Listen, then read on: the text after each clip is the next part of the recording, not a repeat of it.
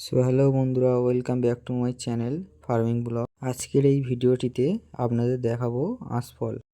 এটি একটি বর্ষার ফল আর এই ফলটি লিচুর প্রজাতির মধ্যে পড়ে। তো আপনারা দেখতে পাচ্ছেন এই ফলটিকে।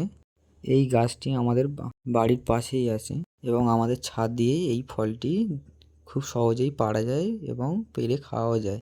তো কদিন খুব বৃষ্টিতে এই ফলটি খুব ঝরে যাচ্ছে এবং ফেটে গিয়ে খুব নষ্ট হয়ে যাচ্ছে, যার জন্য আজকে সব ফলটি আমরা গাছ দিয়ে পেরে নেব।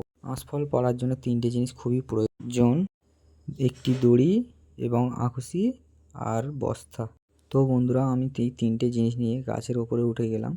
সো বন্ধুরা, গাছে উঠে আমি প্রথমে একটি কাজ করে নেব। এই দড়িটির সাথে বস্তাটি বেঁধে গাছের সাথে ভালো করে বেঁধে নেব আর একটি একটি করে আঁশফলের থোকাগুলি ভেঙে বস্তাটির ভেতরে ঢুকিয়ে নেব। তো বন্ধুরা, আপনারা দেখতে পাচ্ছেন যে ডালটির মধ্যে দিয়ে বস্তাটি গলিয়ে নিয়েছি। কথা বলতে বলতে আমি অলরেডি একটি আঁশফলের থোকা ছিঁড়ে নিয়েছি। দেখুন কত সুন্দর একটি ফল। এই ফলগুলি খুবই মিষ্টি হয় এবং খুব সুস্বাদু হয়। এই ফলটি আমাদের বারুইপুর বাজারে খুব পরিমাণে দেখতে পাবেন। আঁশফল এমন একটি ফল, এটি আমরা বর্ষাকালে সব বাজারে এবং ফলের দোকানে আমরা দেখতে পাই।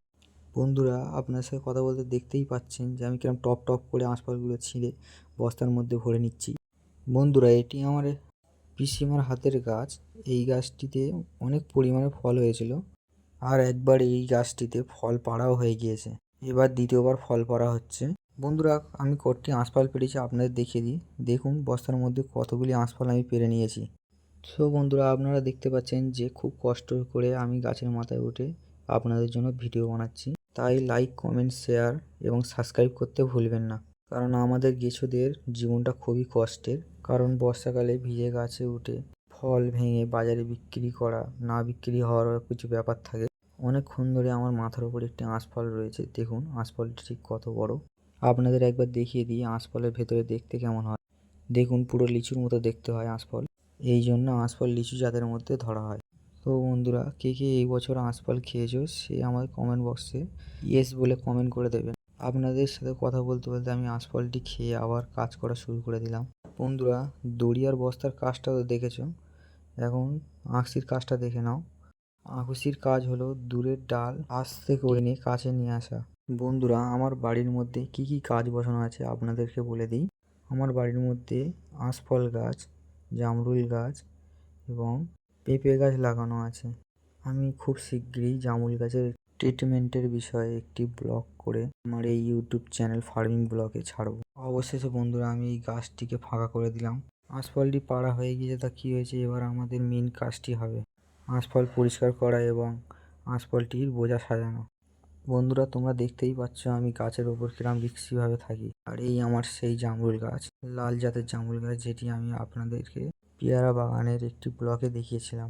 আপাতত আঁশফল পড়া শেষ হয়ে গিয়েছে। এখন আমরা একটি আলুর বস্তা নেব এবং আলুর বস্তাটিকে কেটে নেব। দেখতেই পাচ্ছ বন্ধুরা, আলু বস্তাটি কাটাও হয়ে গিয়েছে আর এই আলু বস্তাটি নিচে বিছিয়ে নেব। আর এই আলু বস্তাটি দেখতেই পাচ্ছেন যে আমি বিছিয়ে নিয়েছি। কিছু আঁশফলের পাতা দেব যাতে তলার আঁশফলগুলি কোনো চোট না লাগে। দেখতেই পাচ্ছ বন্ধুরা, আমি কিছুটা পাতা বস্তার ওপরে দিয়ে দিয়েছি আর আঁশফলের থোকাগুলি পরিষ্কার করা শুরু করে দিয়েছি। আমাদের এখানে কেউ আঁশফলের থোকাও বলে, কেউ বলে ছড়া এবং কেউ কাঁদিও বলে থাকে। আর 4-5টি আঁশফলের থোকা বাঁধার পরে সেইগুলো বান্ডিলও বলে থাকে। আপনাদের ওখানে কি বলে থাকে অবশ্যই কমেন্টে জানাবেন। বন্ধুরা, আমি কাজই করছিলাম, এরই মধ্যে আমার ভাই এখন 2টি ড্রাম জল নিয়ে চলে এসেছে। আমি এই জলগুলি নিয়ে আবার বাড়িতে তুলে দিলাম। জলটা নিয়ে যাচ্ছিলাম, তারই মধ্যে দেখি আমার হেল্পার খুবই মন দিয়ে আঁশফল বাছছে। বন্ধুরা, জলটি রেখে আমি আবার বসে পড়লাম আঁশফল ছাড়ানোর জন্য। বন্ধুরা, এরই মধ্যে আঁশফল ছাড়াতে না ছাড়াতে খুব জোরে বৃষ্টি এসে গিয়েছে। আর কাজ হাফ বাদ দিয়ে তো যাওয়া তো যায় না, কিন্তু তাও যেতে হচ্ছে কারণ বৃষ্টি এসে গিয়েছে।